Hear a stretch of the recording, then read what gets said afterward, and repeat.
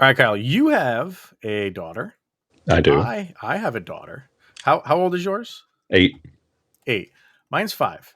So if today's episode was available on by Scratch and Sniff, in this beautiful beard right here, you might smell some Yankee Candle type of scents coming out of this beard right here, because I went to my daughter's salon Ooh. this evening. Have you ever experienced the salon of a young girl? Absolutely, because I have the Yeah. locks growing, so she always wants to do something to it. So she had my wife go in there first, and then me, and I came out, and my wife was like, "What's that smell?" I'm like, "It's your manly husband, is what it is."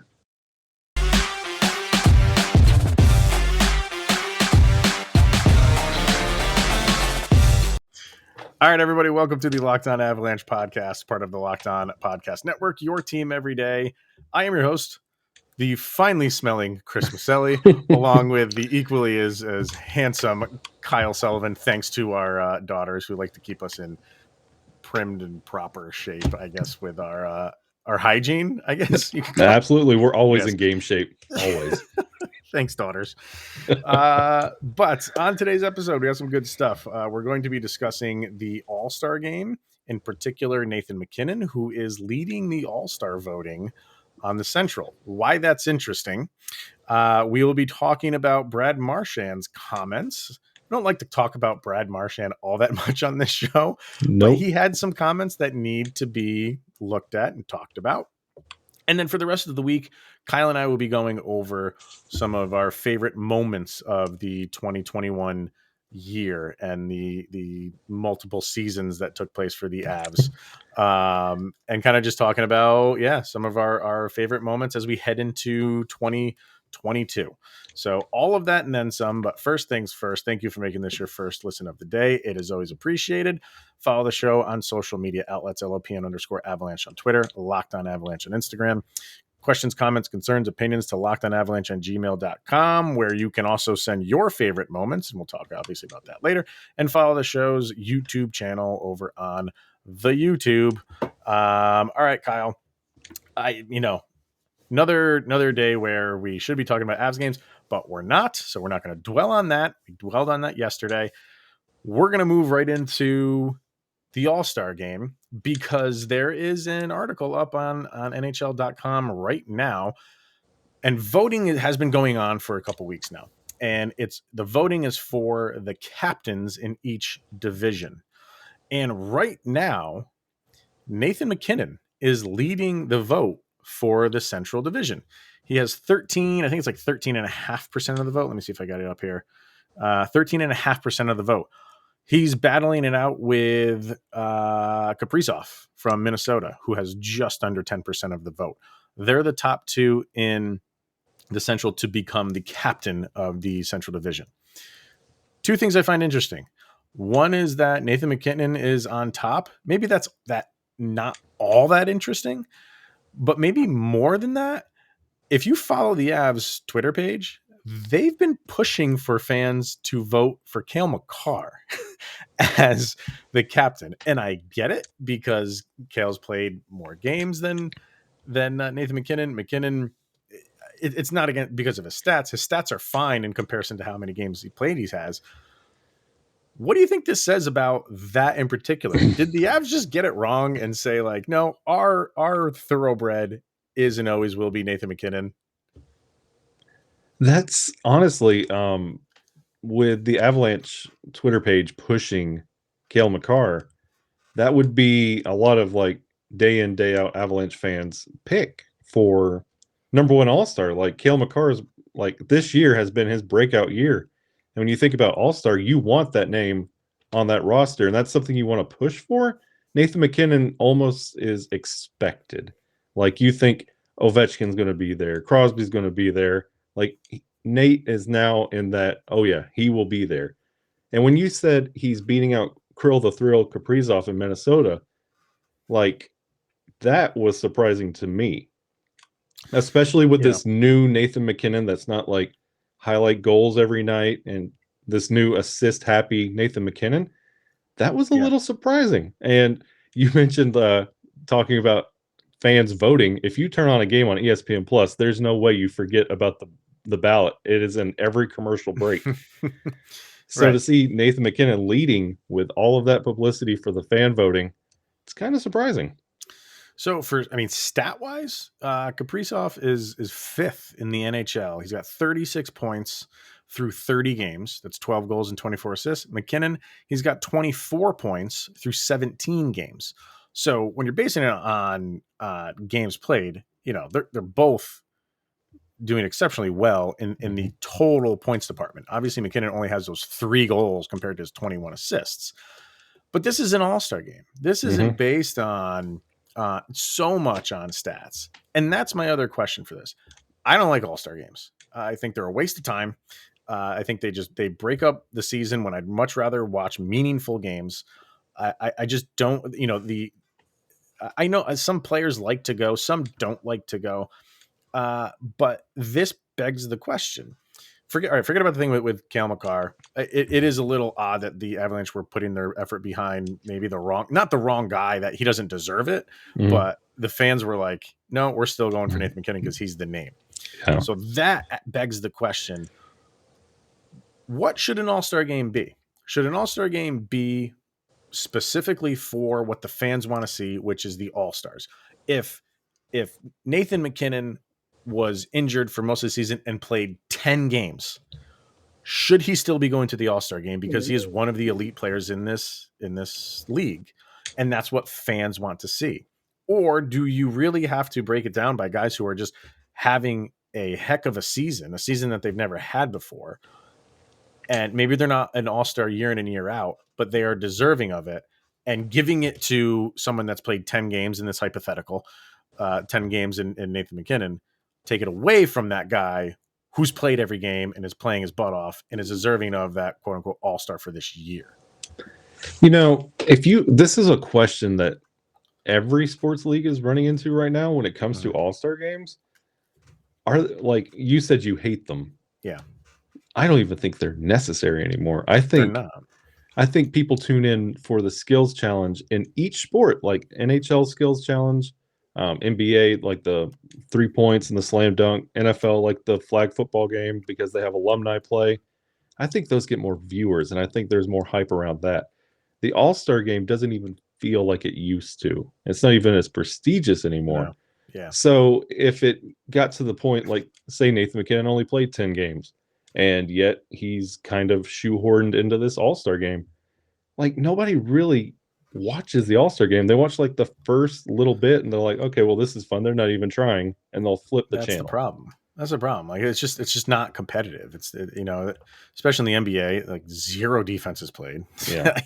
It's entertaining if you like dunks and stuff, but even going to skills competitions, I'm bored with them, man. Like, for the dunk competition, I get that they're trying to incorporate new things to it, and every once in a while you get a guy that comes up with something new. I just think those are boring. The 3-point competition, I guess, is pretty good, but because if a guy gets on a run, that's kind of entertaining. But in hockey, like, the thing that I look forward to most is the speed competition, and I think that's normally the first thing that they do, and then I shut it off, because like, slap shots, it's not like a guy is miraculously going to hit a slap shot 130 miles an hour. Yeah. He's gonna break the record by like 0.3 miles an hour. So it's like, okay, yeah, it's a record, but I've seen pretty much the same slap shot that fast. I don't get up for this stuff. Maybe if you're there and in person, it's a little bit more enjoyable. Maybe just a little. For me, it's just a complete waste of time. Maybe it's good recognition for that player. And look at what the NFL is doing. I mean, I don't know what they're doing right now, but there was a moment in time not that long ago where they were going to remove the Pro Bowl completely because it was god awful to watch, and just say, like, we will name you a Pro Bowler, because I know in contracts, if you get named an All-Star or a Pro Bowler, you get an incentive. We'll still vote for it and name you a Pro Bowler, but we won't play the game. And they're still playing it now, and I really wish they wouldn't, because it's a bore.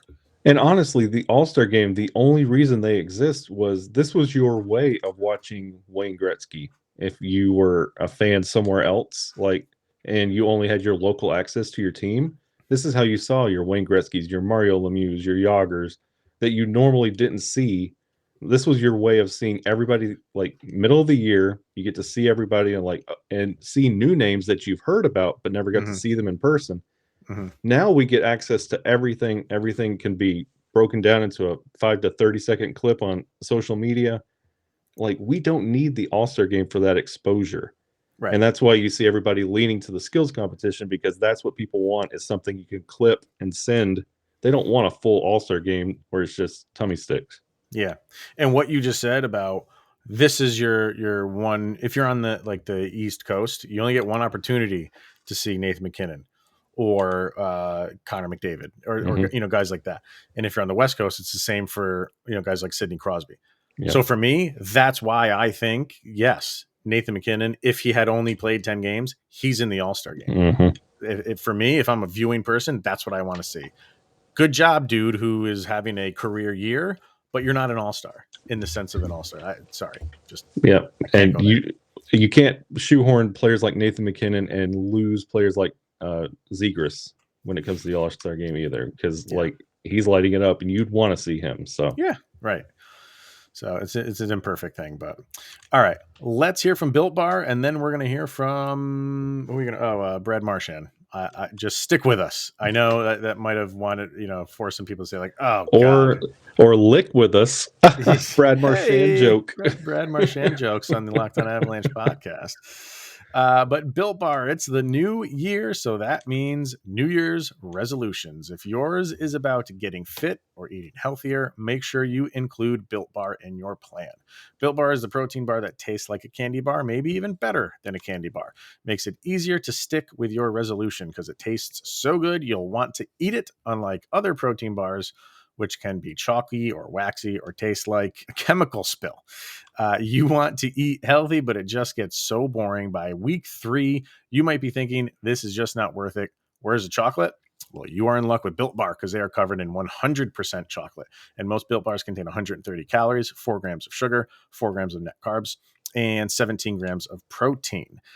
And even if you're not a huge fan of working out, you can at least get something that tastes good and is good for you. That way, when you enjoy a delicious Built Bar, you can almost count it as a workout. So go to BuiltBar.com right now. Use the promo code LOCKED15 and get 15% off of your order. Once again, that promo code is LOCKED15 for 15% off at Built Bar or Built.com. All right, Brad Marchand made some a few players made some comments actually yesterday. Yep. Taylor Hall made a comment, and there was one other player who was escaping me right now who said something, but it was a member of the Lightning, I believe. Stamkos, maybe. Well, I think you're right. Yeah, I think it was Stamkos. But players are starting to speak out now. And the one that's getting the most publicity is Brad Marchand. You have it up there. I do indeed. All right, so read it off, and then we'll discuss it. From Brad Marchand, the NHL and the NHLPA can change the rules of the CBA to add taxi squads so they don't miss any games and don't lose any money, which has already been agreed upon, that the players will pay back in escrow until the owners are made whole from what they have lost during this pandemic. Regardless, how many games are missed, yet they can do a taxi squad during the Olympics so they can honor the agreement they made so the NHL players can go. Please tell me that's not bull malarkey. And for all of you, and for all of you who want to pipe back about forfeiting pay while being gone, yeah, not a problem. Let the players make the choice. End quote. And I think for the most part, a lot of people are agreeing with that. And that's something that I was talking about a lot. Like, it's in the CBA for the players to go. It's in the agreement. And now the NHL, and they went with the NHLPA. It wasn't just a unilateral decision that the NHL made. So they did it in conjunction with the NHLPA, but obviously they pulled the plug on it. In the back of my mind, I'm like, there's going to be players that don't like that. Yeah. There's still going to be players that want to go to the Olympics. And this is Brad Marchand coming out and explicitly saying that. I think, and we were talking about this earlier in the day, and I said, I agree with 95% of this. I agree with that. The NHL is just changing the rules and just saying like, nope, we can't go. The thing with the money, yeah, owners are in this for the money. That's Yeah. not a shock. This is their business. So Yeah. yeah, they're in this for the money. I think where he loses me just a little bit is the taxi squads. When it comes to the Olympics, you can't have taxi squads in the Olympics, and here's why: because the rules that the Chinese government laid down call for, if someone gets a positive test, they have to remain in that country for 2 to 5 weeks. So let's play worst case scenario. Somebody's on a taxi squad. They don't play a minute of Olympic hockey. It is the gold medal game. They are still on the taxi squad. For whatever reason, they test positive. They have to stay in China for 5 weeks. So not only have they not played a second of game time, Olympic hockey over in China, now they're staying over there for 5 weeks and missing game time for their own NHL team. So I don't agree with him on that one little part. So I mean, he has a very valid argument in saying how, like, yeah, they have no problem doing taxi squads here to make sure we get games in. 100% accurate. They have no problem doing that. But I just don't see how taxi squads would work over in the Olympics, because that could be disastrous for a guy who doesn't play a single minute over there, and now he's missing a month's worth plus of games when they come back to the ice in the NHL. Yeah. And when it comes to Brad Marchand's comments, like, you're hearing these comments come out of veteran players. And what you need to keep in mind, this could be Marchand's last shot at the Olympics. This could be Stamkos' last shot at the Olympics. Like, it means a lot to them, and this was something they were getting excited for, and that rug got pulled out from under them. And he's upset that the league is making all these concessions just to keep the machine rolling, but not follow through with what was promised. Right. And there's already, I mentioned it in yesterday's episode, there's a discourse amongst the NHL players with tiny little things going on, like when it comes to testing and when it comes to how they handle the Olympics. And now with the NHLPA also agreeing, yeah, we're fine with not going to the Olympics. I feel like there is a disconnect with who's representing the players and the veteran guys speaking out. So it's getting a little nasty behind the scenes, and this really means a lot to those veteran guys to have one last chance to play with everybody and play against those that even on your same team for your country. So you got to see like the whole thing. Do you think they could have done that? Do you think they could have made the concession, the NHL saying like, yeah, it's still up to the players if they want to go? Like, we would recommend them not go, but we agreed to this, and we are going to stick to our agreement. And now we're, here's all the information, players, and you have to make the decision. Do you think that would be difficult for some guys to say no when some guys would say yes? Do you think it would be difficult for someone like Gabe Landeskog to say, because he has a soundbite where he's saying, he's like, yeah, I'm disappointed I can't go, but I understand it. Do you think there'd be like too much peer pressure on all the players to eventually go, or do you think some of them would just stand up? Well, some of them would. Some of them already have before they even made the decision. Like Alex Pietrangelo was like, I'm really questioning this. Robin Lehner was definitely not going. But do you think there would be some guys who would kind of cave to a little bit of this peer pressure of going when they know deep down they shouldn't go? And do you think that in the end it still should be up to players if they want to go? And then the league should come up with some rules for those players specifically. If you're going to go, then this is going to be what happens when you go back. It's honestly one of those situations that you can understand either side. Right. Where I don't know if peer pressure would affect that decision. Like Marchand said, let the players decide. Yeah. I don't think there would be any repercussions if someone says yes or no, because you already have vocal parties on both sides, and people are like, I understand what you're talking about.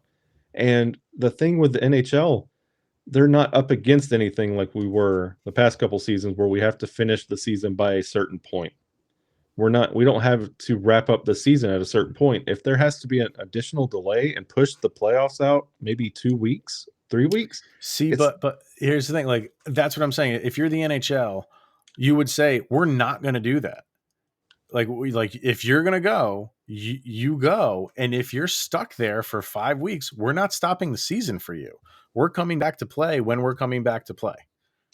I would, and this is just my pure hockey mind. This is how I just want this to be. This is the one chance the NHL has to do something good, because everything they've done to this point has been so reactive and knee jerk. It's never been out in front of anything. It's always been, this has been a problem. Okay, this is what we're going to do. Right. Like, handle this with at least a little bit of, hey, this is on the players. If they want to go, the guy you're cheering for, that's on him. Like, it's not on us. And that's the one way the NHL can save face in all of this, because everything they've done this year has been an absolute travesty. Yeah. I mean, if you let the players go and the ones that want to go, and then they can't play, then you just have a lot of AHL players in the NHL for a little while, for a month or so. And we've had it so far. Exactly. So interesting, but it's not going to happen. And I think you're going to hear a lot more sound bites like this. Yeah. From guys, especially when someone of Brad Marchand stature comes out and says something like this, you're already seeing it. There's a couple other guys, and Taylor Hall said something similar to the effect of, like, if I feel fine, why do I have to quarantine for 10 days? Mm-hmm. That's a whole nother topic. All right, let us take a quick break, and then we will discuss some of our favorite moments of this season. Mm-hmm. Let's do that right now, actually. All right. So, 2021 is obviously coming to an end. We've had an interesting season being Avalanche fans, and why not take a couple days to talk about some of our favorite moments from this past year as a whole. Mm-hmm. And definitely want to hear from you guys and some of your favorite memories as well. So send us emails, lockedonavalanche@gmail.com, or get a hold of us on Twitter. If you're watching on YouTube, you can comment on that. You see our Twitter handles on the screen, or you can send it to LOPN_Avalanche. There's ways to get a hold of us. And I know you have some favorite moments. Could be a specific game, a specific play, specific player.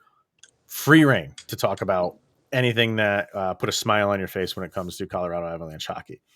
For me, one of the and these are not in any order. We're not doing like countdown or anything like that. Just talking about moments and memories. Number 5. Yeah. We're not doing like a David Letterman top 10 or anything like that. For me, it was definitely the Lake Tahoe game. Yeah. And it turned out better than I could ever have imagined. And it was one of those things where, in the moment, it sucked, because after the first period, when Bettman came out and he's like, yeah, we're going to be playing this game, or picking up this game and finishing it at midnight East Coast. Yeah.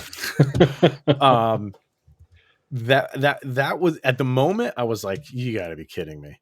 Like, I was so excited to watch an afternoon hockey game in that setting. Yeah. And then, like, now I went to bed at like 7:00 to be able to stay up, because they had to play 2 more periods. It wasn't like they were just finishing 1 period.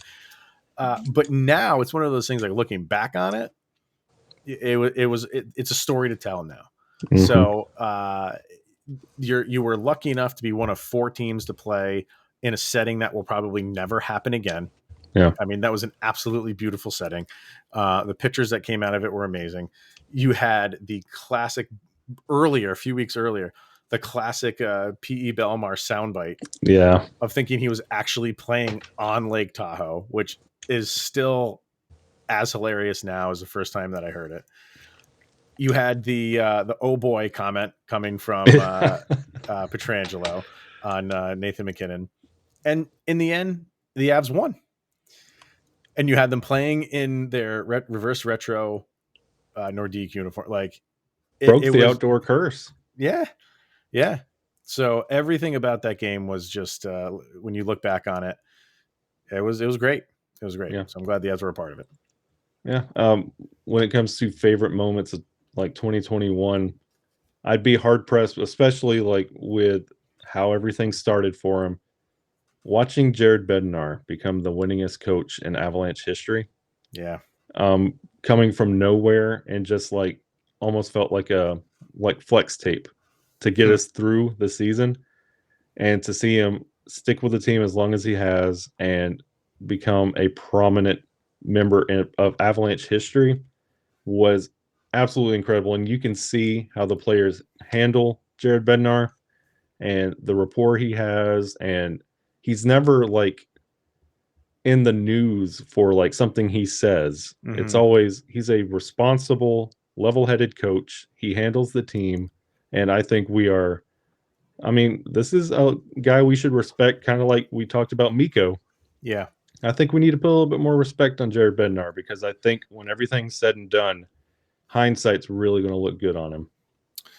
I think this is, one of Joe Sakic's best moves. Yeah. And I think he probably would have been forgiven if he didn't get it right with Jared Bednar because of the circumstances after Patrick Waugh left. You had such a short amount of time. After that first season, it was not looking good. But I think he threw. We were talking yesterday. Does this season get a pass? I think Joe Sakic was like, I don't even care about this season. Like, Yeah. This is just a disaster. Let's just pick it up the following year. And it's been all aces since then. The only thing they haven't done, obviously, is gone to a Stanley Cup and won it.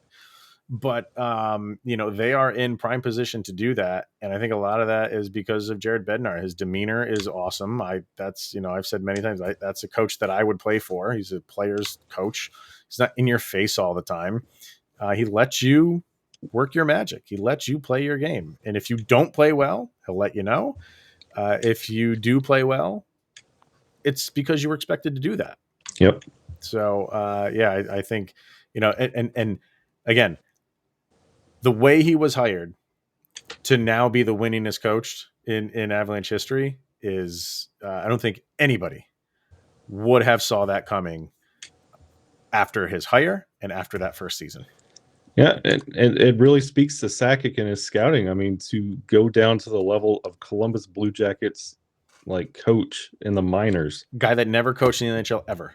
Yeah, and you it's not just going for the quick name, the recently fired coach, like your stopgap coach. Like, he did his research, and that same research is what you see on Darcy Kemper when people kind of roll their eyes and look at where he is now. Sakic does his homework. Yeah.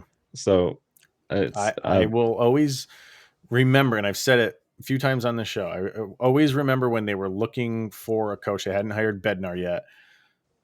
Someone asked Joe Sakic, like, what are you looking for in your next coach? And the first thing he said was, I'm looking for a teacher. I have a young group of guys and I need them to learn how to play the game the right way. Yeah. And he hit a grand slam. And you see that on the bench. Yeah. And how he handles plays, like the Quest for the Cup series on ESPN, those clips of him on the bench, he's teaching every single shift. Yeah. So he found it. Yep. Good one. Very good one. So we'll talk about more tomorrow. And again, if you guys got any, definitely shoot them our way through email or through messaging on Instagram or Twitter. So, all right, that is going to be it for today. We will be back. Oh, and I didn't mention Darren Helm. He's in protocol. There you go. That's end the show on a downer. Why not? But hopefully it just ends right there. Come on, like, it's not going to. We're going to have more players on it throughout the year. So anyway, anything else happens, we will be discussing it on tomorrow's show. But for now, that's going to wrap it up for today's episode. Thank you for making this your first listen of the day. As always, definitely check out Locked On NHL for your second listen of the day. Get caught up on everything going on around the league. There are games being played again. So what was you said the Montreal and Tampa Bay were tied at 3. Last I checked. And Tampa won it in overtime, 5-4. I hear you. Yeah. So, yep. There you go. All right. That's going to wrap it up today, everybody. Thank you again for tuning in. Always appreciated. He is Mr. Shaggy Von Doom, Kyle Sullivan. I am Chris Maselli, and this is the Locked On Avalanche podcast. We'll see you guys tomorrow.